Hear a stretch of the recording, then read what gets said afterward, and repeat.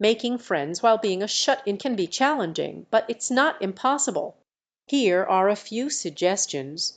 1. Join online communities, participate in forums, chat groups, or social media platforms where you can connect with others who share similar interests.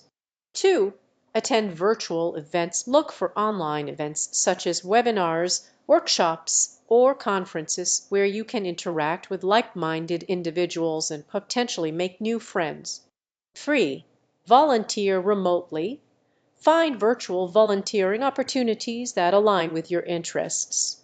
This not only allows you to contribute to a cause, but also offers a chance to meet people who share your passion. 4. Seek common ground. Identify hobbies or activities you enjoy and find online groups or clubs centered around them. Engaging in discussions within these communities can help you connect with others. 5. Be open and approachable when interacting online. Be friendly, polite, and open-minded. Show interest in others by asking questions and actively listening to their responses. Remember, building friendships takes time and effort, so be patient and don't hesitate to reach out to others.